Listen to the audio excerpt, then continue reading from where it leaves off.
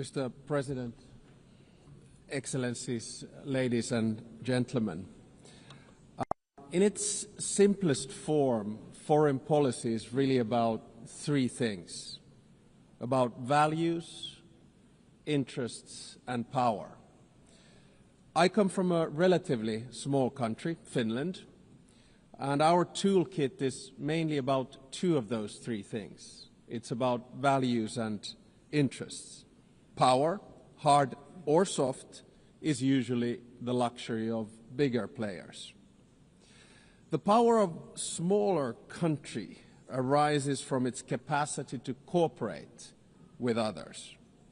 Smart diplomacy gives smaller player at least relative influence. The UN is, of course, case in point.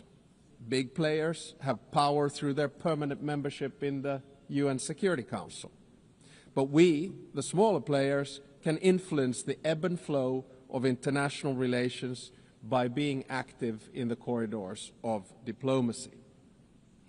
Now, most of the speeches that we've heard here today have highlighted the fact that the world order, balance, and dynamics are changing, much like they did after World War II when the UN was founded. I actually think that the post-Cold War order is over, but we don't know what the new order is going to look like. It will take at least 5 to 10 years for things to settle. And my message to this assembly today is that regardless of the size, each and every member state of the United Nations has agency, a say in how the new world order will look like. It is important that we all use this power wisely and responsibly. Now, I fully appreciate that our interests differ, depending on our geographical location, history, state of development, or culture. But fundamental values are something we should all share. We have commonly defined some of the most essential of them in the UN Charter. Today, I want to do two things. First, analyze where we are, and second, give my proposals on what we might want to do together. To understand what's currently happening in the world, I'd like to raise three different but yet related developments. First, it seems to me that there's a growing tension between multilateralism, in other words, an order based on the rule of law, and those that speak the language of multipolarity or transactionalism. So difference between multilateralism and multipolarity.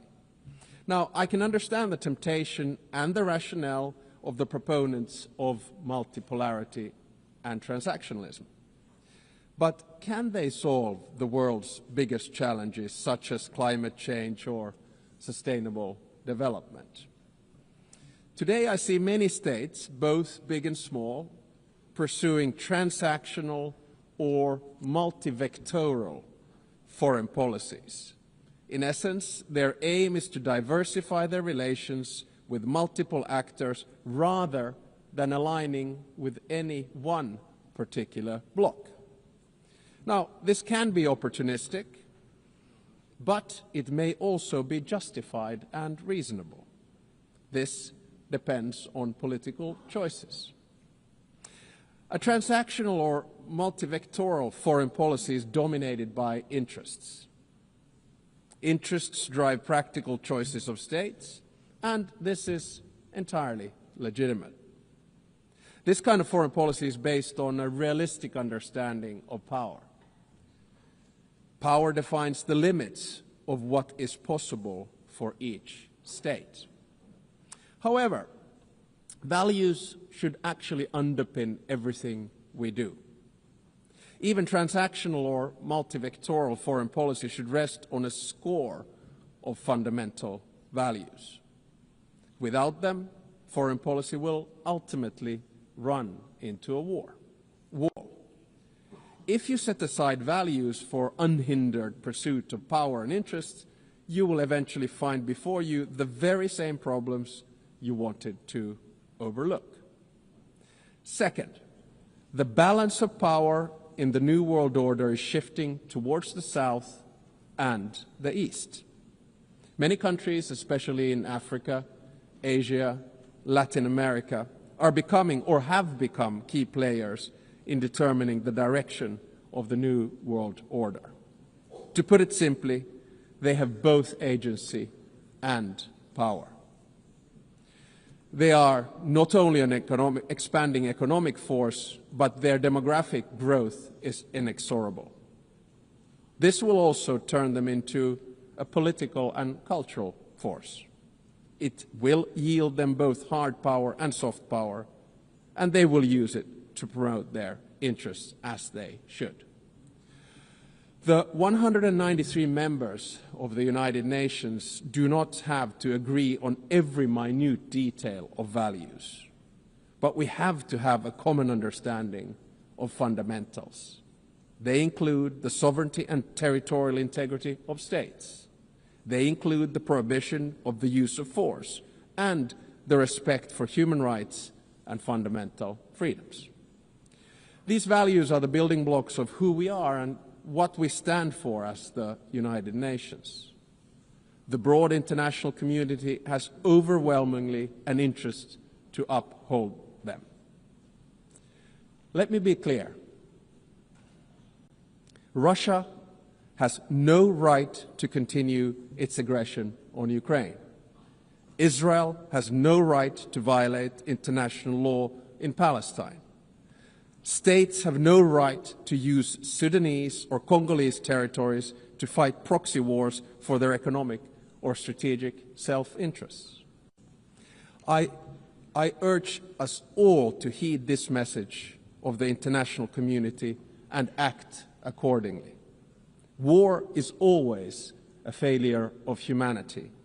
It is a collective failure of our fundamental values. It is a failure of us as human beings. Thirdly, I would like to say a few words about the state of the United Nations, the institution where we are. The UN was created to maintain and promote peace, stability, development, and friendly relations among nations. In order to achieve this, the balance between the three elements was required. The power at the highest level was represented by the UN Security Council. The interests of the wider membership were reconciled here in the General Assembly, and the values were enshrined in the Charter and consolidated as rules of international law. Now, unfortunately today, the UN is struggling to fulfill its central promise of delivering peace and stability. We can always blame each other, but at the end of the day, it's a collective decision. Countries have increasingly taken the liberty to break the rules of international law and to use force against other people's territories and suppress other nations. The United Nations of today does not sufficiently reflect the realities of the balance of power. All too often it fails to serve as a forum for the coordination of interests, and the values at its core are too often not respected in good faith. We all want to have the freedom to make choices and a possibility to influence the world around us. Today, many countries are seeking answers in multipolarity or transactionalism. If the UN fails to deliver, this trend will accelerate. So, let me sum up in the terms of the three pillars: values, interests, and power. Our values can divide us. Fundamentally, however, they should unite us around the basic principles of humanity, the rule of law, and the prohibition of aggression. Our interests differ, and it's only right that we promote them. However, our choices have consequences. Opportunism will eventually be forced to confront the problems it tried to ignore. Power will constantly seek a new balance. We must adapt to change.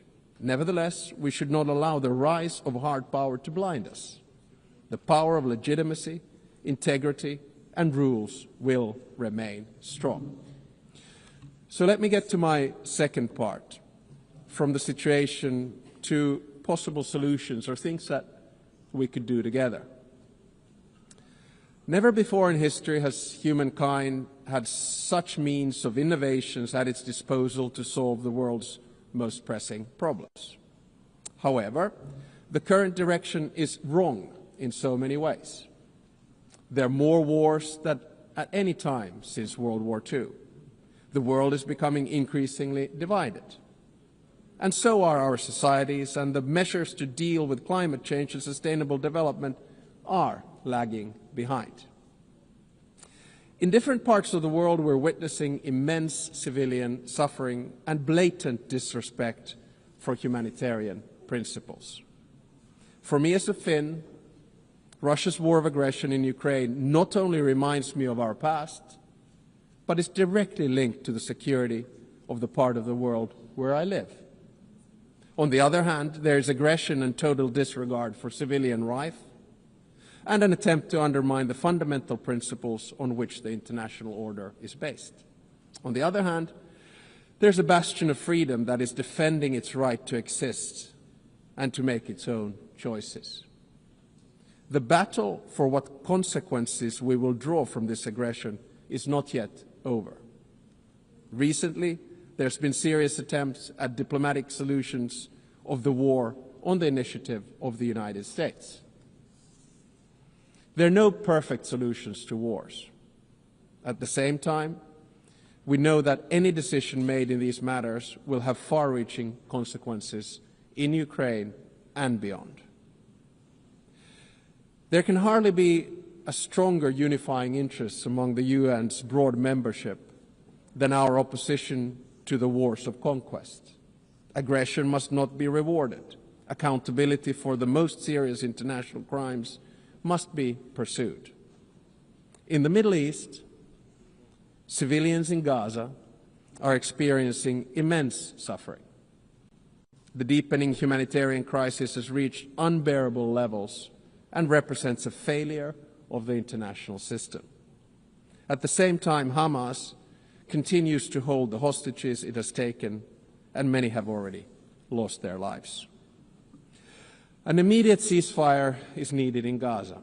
That has been reiterated from this podium many times today and yesterday. Humanitarian aid must be granted safe and unhindered access. The hostages must be released. I commend the efforts led by France and Saudi Arabia to advance the two-state solution. The negotiations must meet the Israeli and Palestinian security needs and Palestinian right to self-determination, its legitimate aspiration for statehood and sovereignty. The occupation that began in 1967 must end, and all permanent status issues must be resolved. Correspondingly, the countries that have not recognized Israel must do so. At the same time, the international community must support and strengthen the Palestinian Authority for it to govern the entire Palestinian territory effectively. This is the only viable option for achieving a two-state solution. A stable Palestine will also significantly benefit the security of Israel. In many parts of the world, conflicts are raging, causing immense suffering locally, instability regionally, and reverberations globally. We've witnessed particularly brutal violence in Sudan, in the Democratic Republic of Congo, in Haiti, Myanmar, and Mali, among others. Civilian populations continue to face famine and displacement at a large scale. And sometimes I feel that we end up looking at conflicts only that are near to us. But I think the job of the UN is to look at all of them with equal determination. I praise all those who, in good faith, continue to work for peace despite the daunting task. In June, a peace agreement was reached for the conflict in the Eastern Democratic Republic of Congo. The true test, like with all peace agreements, lies in its implementation. Does it stick? There's a humanitarian crisis of alarming proportions that compels us, all of us, to respond. Peace processes should not be transactional. They must be guided by international law. All countries and stakeholders in the region must be engaged and committed to achieve sustainable peace. The presence and involvement of the UN is essential. I would also like to stress the crucial work carried out by journalists amid conflicts and in other difficult circumstances. Attacks on members of the media are unacceptable. Media freedom is the basis for democracy. It is a prerequisite for an open society. The ability of the press to carry out its work is important for all of us. Ladies and gentlemen, the composition of the UN still largely reflects the world of 1945. As the world has changed drastically, so should the decision-making at the UN. Last year, in this very hall, I argued for a reformed Security Council, a council where currently underrepresented regions would have a stronger voice through permanent seats at the table. The number of permanent members should be increased in the UN Security Council. At least there should be 2 new seats for Asia, 2 for Africa, and 1 for Latin America. I think I'm going to say this every year because it's the only place where I get applause. No single state should have a veto power. And if a member of the Security Council violates the UN Charter, its voting rights should be suspended. I believe that these changes at the top of the UN are necessary in order to maintain the UN's central role in international relations. At the same time, a more comprehensive reform of the UN is needed. I commend the Secretary General for his UN 80 initiative, and I encourage him to take bold and ambitious action. So Finland strongly supports the UN and wants it to succeed. Therefore, we stress the need for true reform to enhance the organization's credibility, relevance, and efficiency. This will ensure that the UN can act. The UN needs to focus its efforts on its most important goals: ending and preventing wars, protecting human rights, and acting as a catalyst for sustainable development. And also, we need to get the UN back into peace mediation. I would argue that one of the reasons that we have so many wars right now is that the UN is absent from peace mediation.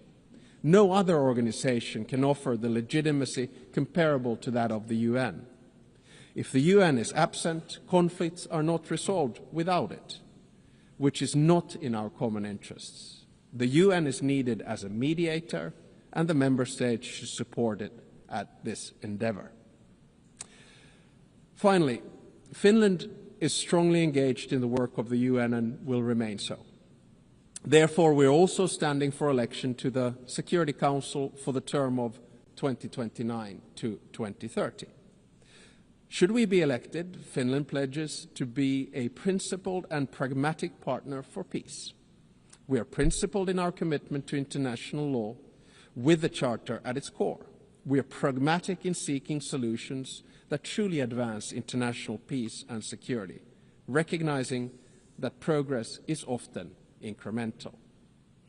At the outset of my speech, I said that each and every one of us has agency, a say how the new world order will look like. We want to be able to make our own choices and have an impact on the world around us. Nelson Mandela saw truth and reconciliation as the only hope for nations that are bitterly divided. The same applies to relations between states. We should learn from history, but always look to the future, bearing in mind that our decisions will shape it. Thank you very much.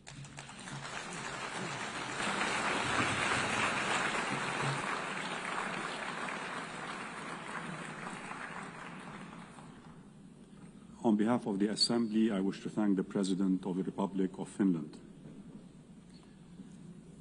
The Assembly will hear an address by His Excellency Julius Maada Bio, President of the Republic of Sierra Leone.